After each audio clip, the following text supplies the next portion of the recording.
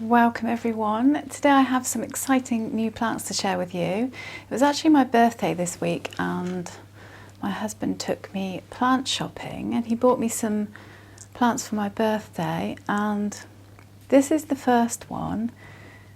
This is the Alocasia Cuprea Red Secret, and it's funny because when I went into the shop, I got this from Dobby's. When I went into Dobby's, I had this one in my mind.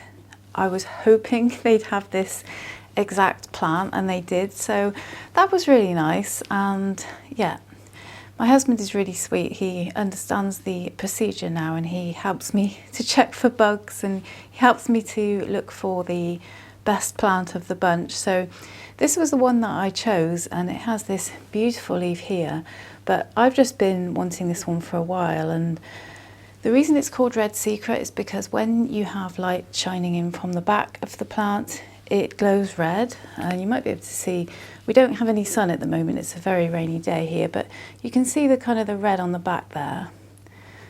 So when the light shines through it, you can see red apparently. And let's try it with this lamp.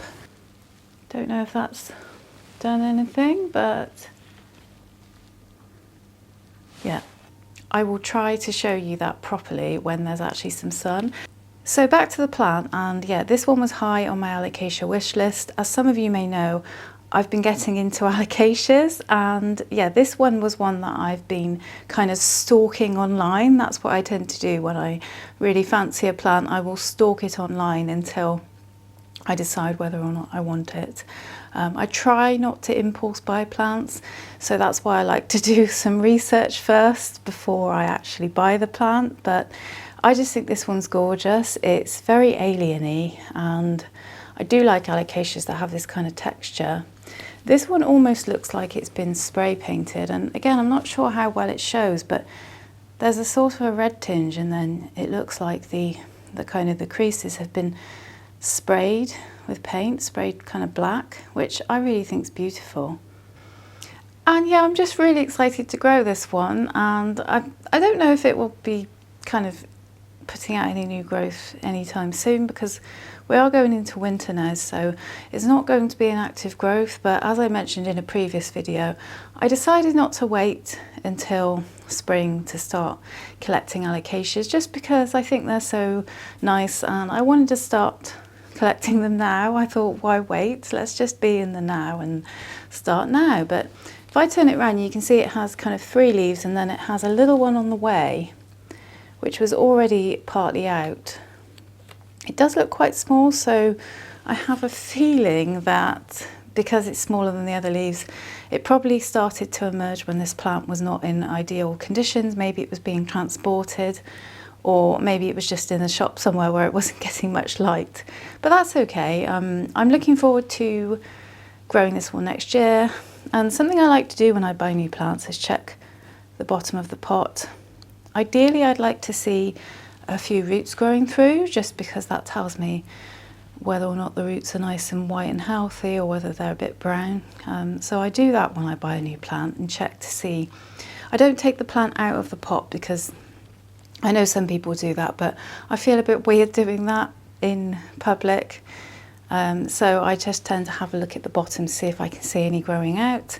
And then also, obviously, I check for pests as well, and any kind of signs of fungal diseases or overwatering or underwatering.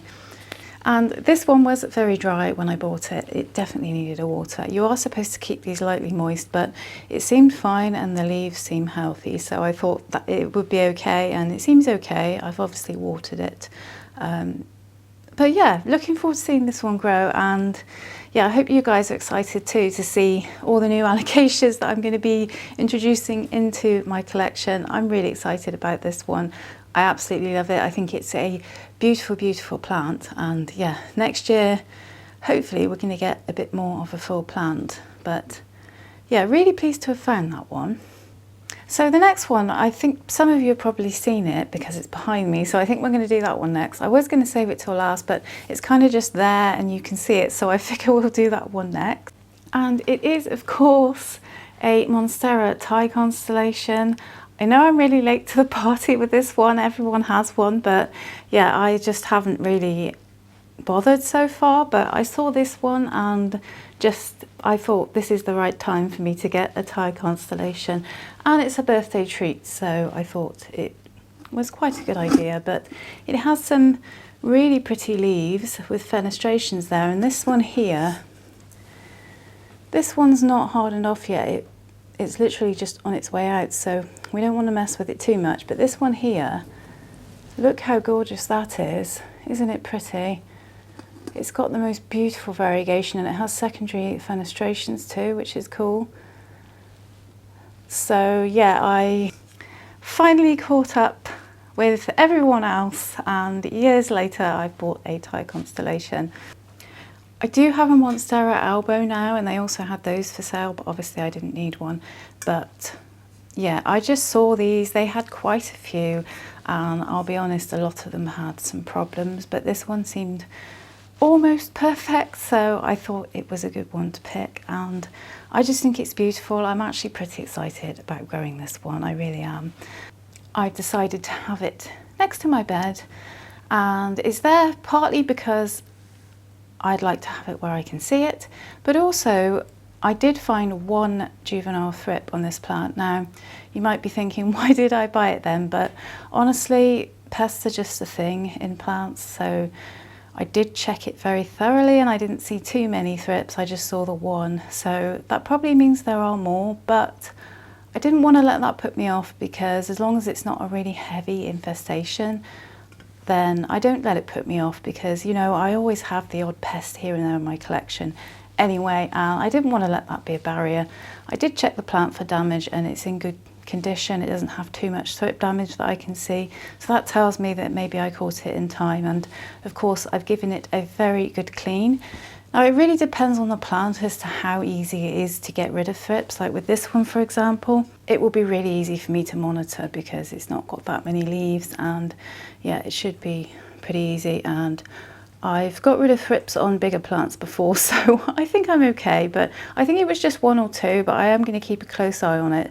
There were some others in a different area of the shop that had proper big adult black thrips, which I would not have touched those at all. But with this one, like I say, I had confidence that I could give it a good clean and monitor it easily. So yeah, I have it over here where it's kind of away from other plants, so it should be fine. I'll just keep a close eye on it. So yeah, I think one of the main things I have to look out for with this plant, from some of the other things I've heard about it, is probably root rot. I hear that this plant does suffer with that a lot. So I really hope that this one will be okay. It was moist when I bought it, so I have not watered it. And when I cleaned the leaves with my insecticidal soap, I was very, very careful to make sure that no liquid went down into the soil, because that's a good way to get root rot, is by treating a plant for pests, and sometimes you don't notice that some of the liquid goes down into the soil. So I've learned from my mistakes and I won't be doing that again, so I was very, very careful. And I will be cleaning this one down regularly every few days. I will not let them get this plant, don't worry. So yeah, pretty excited about this one, and I can't wait to grow it. I probably will have to wait again until next year now to see it grow properly, but that's okay. It will be something to look forward to, and yeah, I will share the progress of this plant with you, of course, as always. So it wasn't all Alocasias and Monsteras. I did actually find a Hoya too. Can you guess which one I may have found? They actually had loads of these, so I had a really good choice. I got to choose the plant that I thought was the best, and it is the Hoya Australis Lisa. There were lots of different varieties of this, so I'm assuming it comes in a lot of different varieties. But the reason I picked this one is because it has the inner variegation. You can see it really well on that one there. It has that inner variegation that I absolutely love, but also there are 3 plants in this pot, so it's quite a full plant too, which is really nice. And yeah, I just thought it was beautiful, and There were loads and loads of options, as I said, lots of different varieties of this, but this one in particular, this plant spoke to me and I decided to buy this one, and I really love it. It was completely dry when I bought it, and to be honest with you, that's a good thing for me because I like to be able to spray the plant down with plenty of water and also insecticidal soap. So it's ideal for me if a plant is dry because it's ready for watering and I can give it a good spray down, a good wash down, and hopefully prevent any pests from getting to the rest of my collection. But yeah, I just thought this was such a beautiful specimen. I just absolutely love that variegation. And it's so full and lush, and the leaves are really fleshy. And I think I got there at just the right time because they were just literally putting plants out. They had loads of new deliveries going in, so a lot of the plants were fresh and healthy, and of course that's the best time to get a plant, isn't it? But the other thing they had in there was loads of massive Alocasia portadoras, and it's such a shame. They were absolutely infested with spider mites, and the damage was so huge on them. It was just, you know, you get that mottled stippling on a plant when it has spider mites. They were just absolutely covered in stippling, and of course I wouldn't buy a plant like that. I don't mind if I see a couple of spider mites on a plant, I can deal with that, but if it's got really heavy damage and a heavy infestation, I'm not going to buy it because it wouldn't make any sense, would it? But it was a shame because I would have bought one if they hadn't have been infested with spider mites. Every time I've seen an Alocasia portadora in Dobbies, it has been infested with spider mites, and it seems to be responsible for kind of passing them on to the plants around as well, because they have fans in there that are kind of blowing around all the time for air circulation, which is a good thing because it obviously prevents fungal problems, but it blows the spider mites around, so that's not a good thing. But yeah, I think I found some at the right time, and the ones I bought, they were nowhere near the Alocasia portadoras, so they weren't kind of in the pest zone. And then finally, I do have one more plant to share. This one was not from my Dobbies trip though. I bought this one from Morrison's. You guys know I do love to sometimes have a look at the plants in Morrison's, and it's very hit and miss in there because I know a lot of you guys go in there and it's very hit and miss.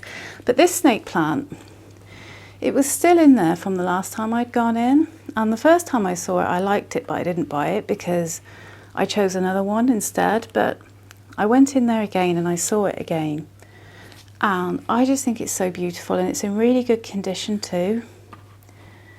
So I decided to buy it. And again, I'm not sure which snake plant it is. There are so many of them, but it's really pretty. I think it's got some beautiful variegation. Look at it. It's like animal stripes, I think. Really pretty.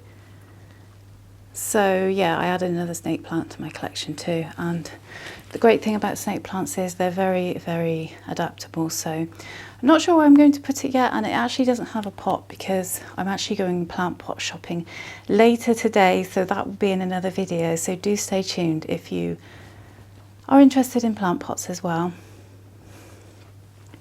And my plan is to look for some plant pots for all the new plants that I have got lately, because yeah, the more plants I get, of course, the more I run out of pots.